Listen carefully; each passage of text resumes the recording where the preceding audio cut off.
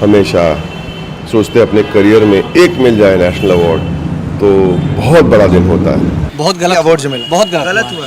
इस अवार्ड का दुरुपयोग हुआ है। शाहरुख खान जैसे कलाकार को अगर ये अवार्ड मिलता है तो मतलब ये समझ लीजिए इस अवार्ड की बेइज्जती हुई है। बॉलीवुड में जब किसी एक्टर को नेशनल अवार्ड मिलता है तो लोग मान लेते हैं कि वो परफॉर्मेंस वाकई लेजेंडरी रही होगी, लेकिन जब शाहरुख खान को जवान जैसी पूरी तरह से कमर्शियल फिल्म के लिए बेस्ट एक्टर का नेशनल अवार्ड मिल जाता है तो सवाल उठने लाजमी है। भाई ये वही इंडस्ट्री है जहां राजेश खन्ना, देवानंद, दिलीप कुमार, सलमान खान, ऋतिक रोशन, गोविंदा, अनुपम खेर, भूमि पेडनेकर, प्रभास जैसे सुपरस्टार्स अपने पूरे करियर में 100 से ज्यादा फिल्में करने के बाद भी एक भी नेशनल अवार्ड नहीं जीत पाए। और उधर शाहरुख को Swades, Chak De India, my name is Khan जैसी आइकॉनिक फिल्मों में धुआंधार परफॉर्मेंस देने के बाद भी कुछ नहीं मिला, लेकिन जवान के लिए अवार्ड थमा दिया गया। सीरियसली ये है इंडिया का नेशनल अवार्ड सिस्टम। इस सिस्टम पर सवाल उठाना इसलिए जरूरी है क्योंकि ये कोई लोकल चैनल का स्पॉन्सर ट्रॉफी नहीं बल्कि राष्ट्रपति के हाथों से मिलने वाला नेशनल ऑनर है। लेकिन अब ये अवार्ड भी उतना ही पॉलिटिक्स से भरा हुआ लगता है जितनी कोई अवार्ड नाइट की चीप टीआरपी गेम। चलो थोड़ा पीछे चलते हैं। 2004 में सैफ अली खान को हम तुम के लिए बेस्ट एक्टर का नेशनल अवार्ड मिला था, जबकि उसी साल स्वदेश, मकबूल, लक्ष्य, खाकी जैसी मास्टरपीस फिल्में रिलीज हुई थी। क्रिटिक्स से लेकर आम जनता तक सबने तब कहा था भाई ये मम्मी वाला अवार्ड है, क्योंकि सैफ की मां शर्मिला टैगोर उस समय सेंसर बोर्ड की चेयरपर्सन थी। इतना ही नहीं, अर्जुन रामपाल को रॉक ऑन जैसी फिल्म के लिए बेस्ट सपोर्टिंग एक्टर का नेशनल अवार्ड मिल गया, जबकि उसी साल मुंबई मेरी जान, हल्ला बोल, वेडनेसडे जैसी फिल्मों में परेश रावल, पंकज कपूर, जिमी शेरगिल ने दमदार परफॉर्मेंस दी थी। लेकिन कोई उन्हें पूछता भी नहीं। क्यों?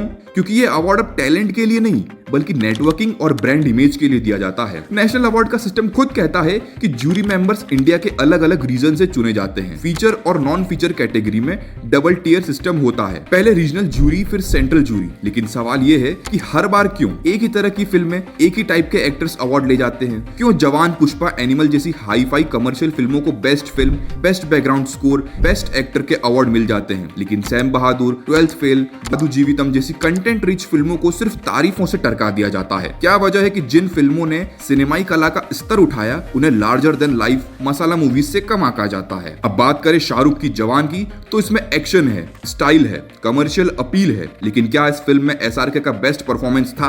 क्या यह स्वदेश या चक दे इंडिया से बड़ा रोल था? बिल्कुल नहीं। लेकिन तब उन्हें कुछ नहीं मिला क्योंकि शायद वो उस वक्त सिस्टम में फिट नहीं बैठते थे। लेकिन जब ओटीटी, सोशल मीडिया, मास हिस्टेरिया और पॉलिटिकल साइडिंग सब कुछ सेट है तो एसआरके को अवार्ड मिल गया। क्या इसलिए आज आमिर खान जैसे बड़े एक्टर्स अवार्ड फंक्शन में जाते ही नहीं? क्योंकि उन्हें पता है कि ये सब इन्फ्लुएंस और प्रेजेंस का खेल है। और ये पहली बार नहीं हुआ। 2016 में अक्षय कुमार को रुस्तम और एयरलिफ्ट के लिए बेस्ट एक्टर का नेशनल अवार्ड दिया गया, जबकि उसी साल रणदीप हुड्डा, सरबजीत, मनोज वाजपेयी अलीगढ़, आमिर खान दंगल, अमिताभ बच्चन पिंक जैसी मील का पत्थर परफॉर्मेंस दे चुके थे। लेकिन प्रियदर्शन उस जूरी के हेड थे जो अक्षय के क्लोज फ्रेंड रहे हैं। आमिर को तो बस इसलिए अवार्ड नहीं मिला क्योंकि वो अवार्ड फंक्शन अटेंड ही नहीं करते। सवाल यह है कि क्या किसी का नेशनल ऑनर इस बात पर डिपेंड करेगा वो रेड कारपेट पर आएगा या नहीं? क्या एक्टर का डेडिकेशन, उसकी एक्टिंग, उसकी फिल्म की सोशल इंपैक्ट अब कोई मायने नहीं रखती? आज पुष्पा को नेशनल अवार्ड मिला क्योंकि वो मास हिट थी, लेकिन क्या अल्लू अर्जुन का वो रोल पृथ्वीराज सुकुमारन के